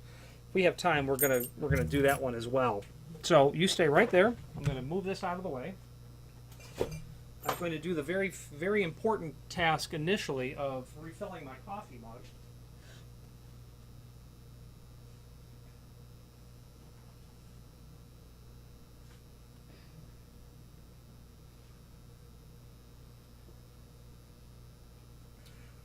Put this back down. I'm going to get my key machine. So I own a automatic. I own a semi-automatic key machine, and this machine is over $1,000. Wow. Big way. So this is the Rytan RY200. Oh, that's okay. Just leave that. You're good. Now, anyone who's familiar with a Rytan piece of equipment, this is a semi-automatic. The way that this is different from an automatic, from a manual, is that it will have a spring to the carriage, where I can move the carriage really nice and easy. It will have a gauge here that when I insert the original in, I can easily cut the key. A manual is where you have to hold the carriage and actually move it yourself across the cutter. A semi-automatic will also have your wire wheel, because when you cut the key, the points on the top are really sharp. They don't slide into the keyway very well, into the cylinder. You put that on your brush and you, like we just talked, you smooth it over a little bit. You change the physical dimensions, but I am not brushing the depths. I'm only taking the crowns off, the sharp points off, and I'm trying to round them over a little bit. It will have some safety features on it, like the ability to have the guard that's here to prevent you from damaging your original key. It will have a better ability to recalibrate the machine when the machine is no longer cutting accurately. You might need to recalibrate it. When you change the cutter, when you change the cutter, you have to recalibrate the machine. Another important feature is when you have a manual machine versus a semi-automatic, is a manual machine will have a 90-degree cutting wheel. And we're going to look at that in the book. But a 90-degree cutting wheel, let's actually see if it's demonstrated inside the book. What is this made of? It's not steel. This can't be steel. It looks like sticks, but... It's something. Okay.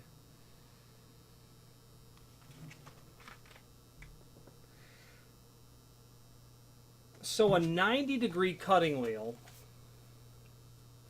will look like this, meaning it's just angled like this. Well, pardon me. Let's start over. I'm saying it wrong.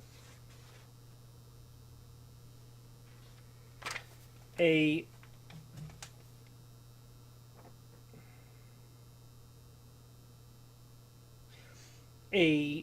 manual machine will have a 45-degree cutter, where this angle is 45 degrees. A semi-automatic machine will have a 45-degree angle cutter, which permits you to cut the key in both directions. 90-degree, it's cut on both sides. 45-degree. This cutter looks like it's 45-degree, except that it really isn't a true 45-degree, because I can cut on the back side of this as well. So this would be considered a 45-degree in my opinion. It would be considered a feature of being able to cut the key where you can cut it when you're moving this way and cut it when you're moving this way. The manual machine will not permit you to do that. You can only cut in one direction. You then have to pull this down, bring it back, and then cut again. Because when you're cutting a key, you need to make at least 2 passes on the key blank to get enough material removed. And I do 3. I go 1, 2, 3. Well, actually what I do is I do 1, 2, 3, and then the key's good. I hit the wire wheel, and it's perfect. So you'll also generally find, I think, a higher caliber of quality on the key machine when it's semi-automatic versus manual. If this was an automatic machine, I would literally then push a button, and it would do it itself mechanically. It would cut the key for me. Now they're slow, but they're really nice because you don't have to do any of the work.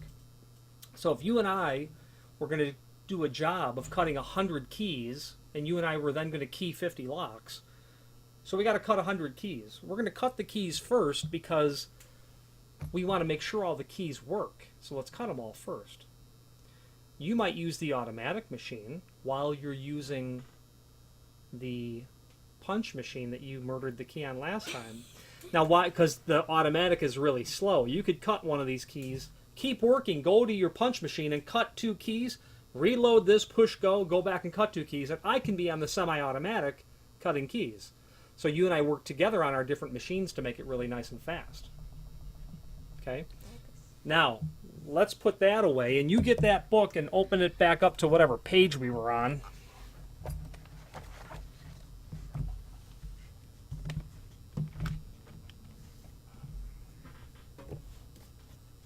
Okay. So,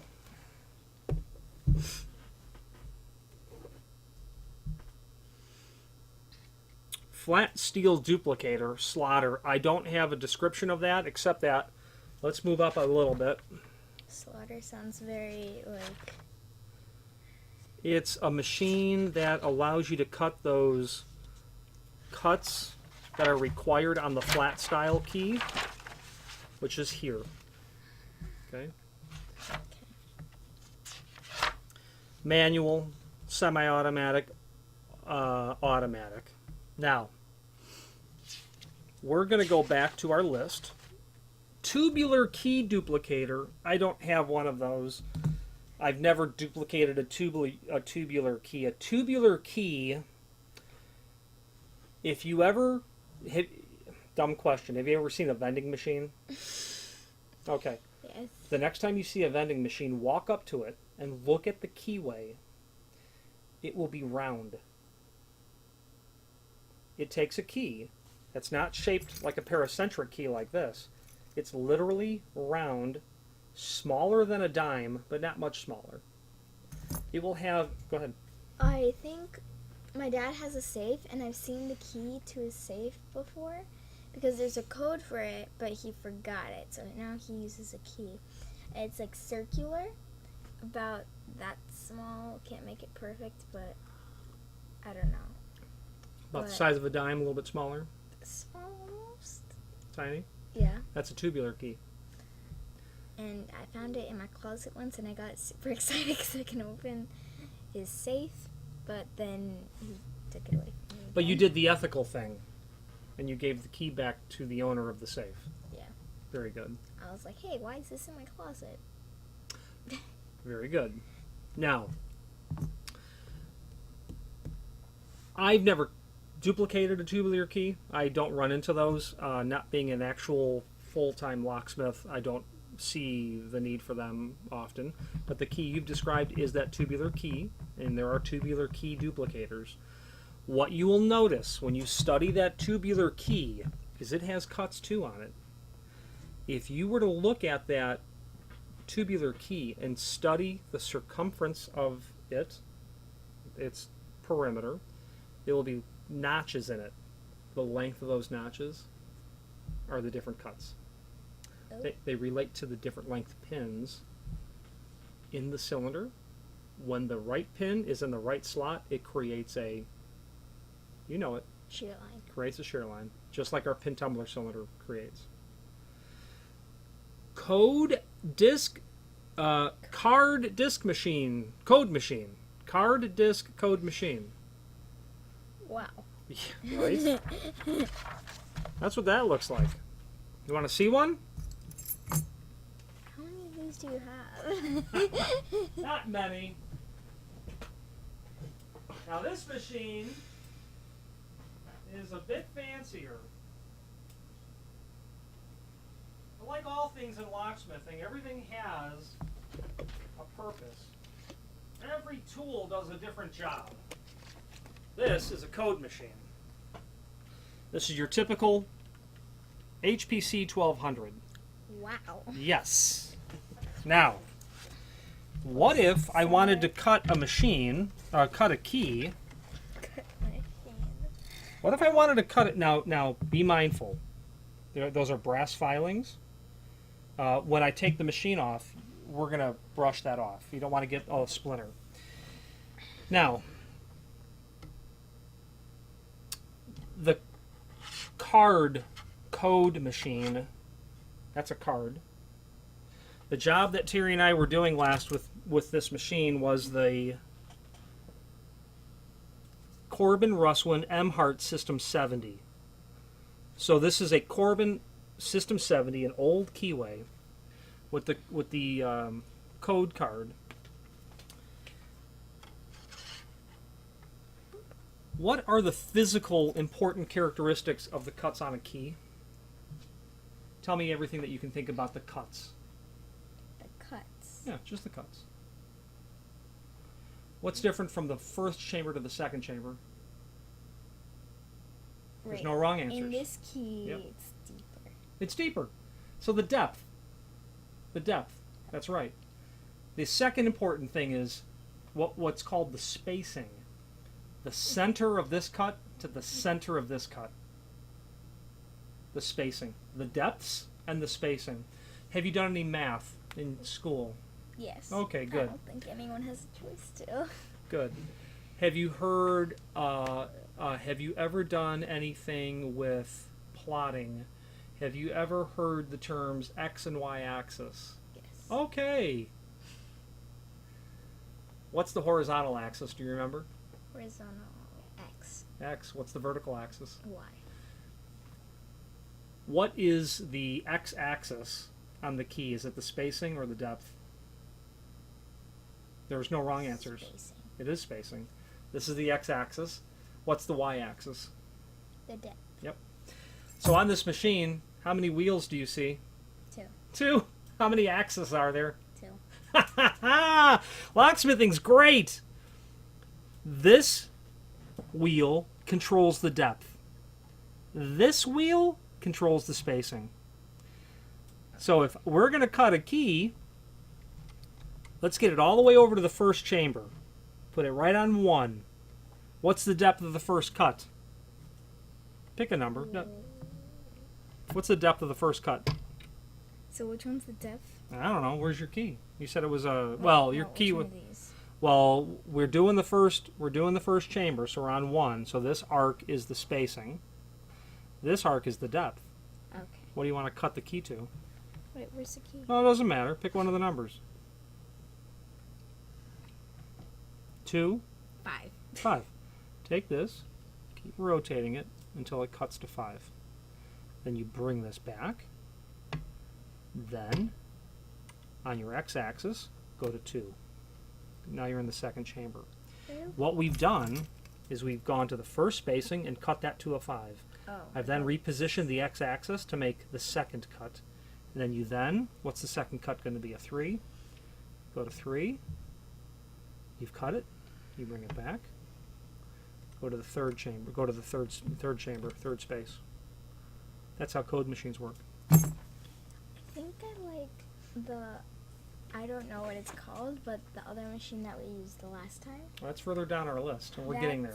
Because like I can see what's going on, and I don't know. I just like doing things manually. So the advantage of this machine is, how many different key systems would you say there are in the world? How many different manufacturers of locks? Well, in my book we talked about 15 of them, didn't we? Yeah. Okay. And you know there are 15,600 keyways in the world. It'd probably be safe to assume there's 1,000 different manufacturers.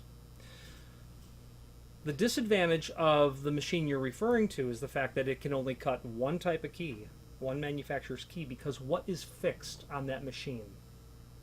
Your X and your Y axis are built onto the machine specifically. If I were to swap, if I had all 1,000 cards and I were to swap a different card and put a different one in there, you can see how I can use the card code machine to cut anyone's key as long as I had the card, because this machine allows an X and a Y. It doesn't care what the X and Y are. You just have to have the card to properly locate your X and your Y. Now, if you were going to cut a key, and we're going to demonstrate it, we'll start the next class with actual key cutting on the machines. But we do need to have an intellectual understanding of the key machines. This machine is very slow. It would take me a couple of minutes to cut a single key properly because I've got to set the x-axis every time. The depths, as you know, are specific to the manufacturer. So is the spacing. So certain manufacturers, their spacing will be closer or further away.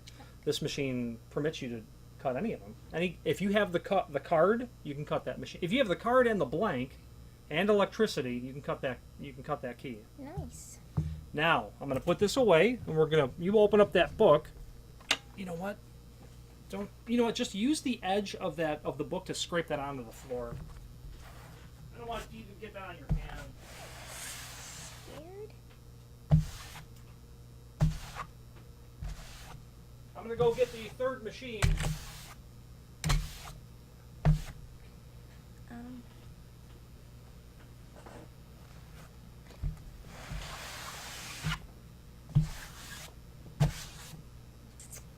So brass gives you splinters. Okay, I've got the third machine.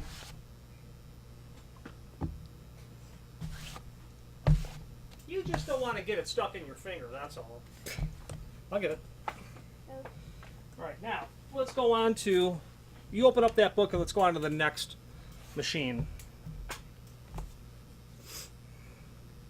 I'm scared to Maybe page 10 or so. Oh, no, right here. Clipper or punch machine. Oh yeah. You know why they call this a punch machine? Punches a hole in it. Because you punch the keys.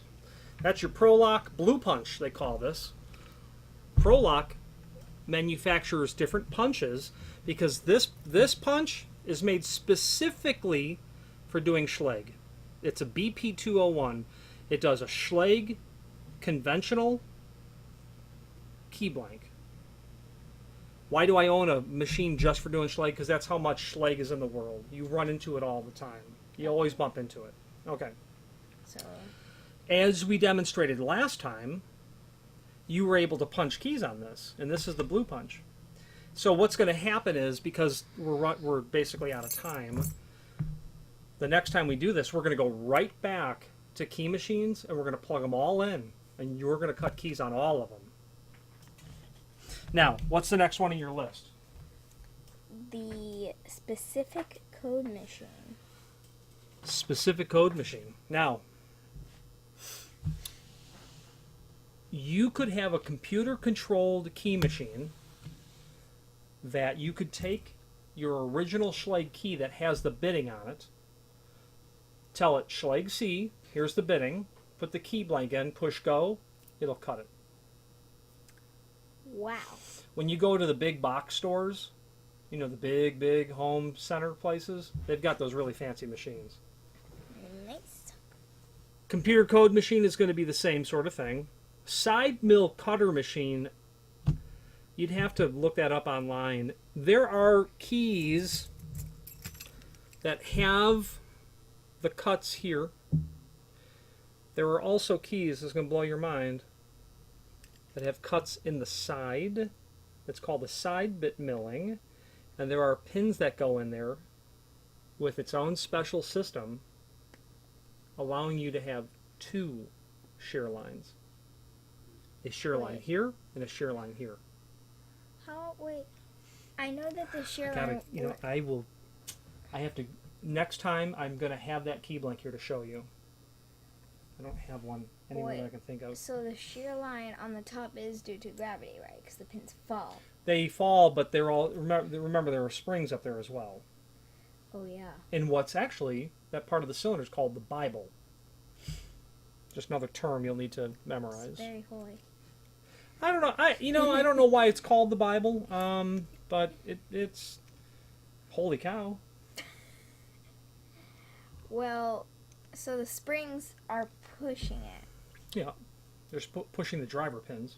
So it's pushing it in the side as well. In the side as well. That makes it more resistant to picking The lock. the lock. Yeah. So a side bit cutter is also going to do that. Now, they show different pictures of the duplicators. This one you just saw. I just brought that one to you. That one you just saw. The card I just showed you. Now clippers, they're the same thing as the Blue Punch, except that they're in a pistol size. Very nice tool. I don't own one, but I have owned one in the past, and they're very nice because they're very portable. You can put them in your bag. Look like pliers. Well, they're kind of specialty pliers is actually what they are. That's true. Very nice. Very nice. They really do look like pliers. That's it right there. Pliers. So the different parts on the key machine, let's see where we go to on the next page. Okay, so we're going to stop at key duplication because that's what we're going to do next time. But different parts of the key machine is you will have the motor, you will have the belt. The belt will connect the motor to the cutter. The stylus is the thing that traces against the original key. It's just what rides against it so that you can duplicate the key, and I'll demonstrate that. The cutter wheel, that does the cutting. The carriage assembly, that's where the two keys go into and you move it. The vise, when you put the keys in the machine, you have to clamp down onto them. That's the vise or the jaws. The flip gauge helps you position the keys in their proper spacing in relationship to each other. And at least as importantly as everything else, safety glasses. Eye protection, and when I'm cutting keys for a long time, I put in ear protection. Like I've done jobs where I've cut keys over the period of 3 weeks, and I would cut keys for 60 minutes a day. Ear protection. You get one of those slivers in your eye, you are going to regret it. Eye protection. Always. Don't be cool. Don't be that guy who's too cool to protect himself. You've got flying metal that's hot. The last place it belongs is in your eyeball. Eye protection, ear protection. I always have both here at all times. So, when ye come back, we are going to cut keys. And we're going to learn how to use the machines. And that's just what we're going to do.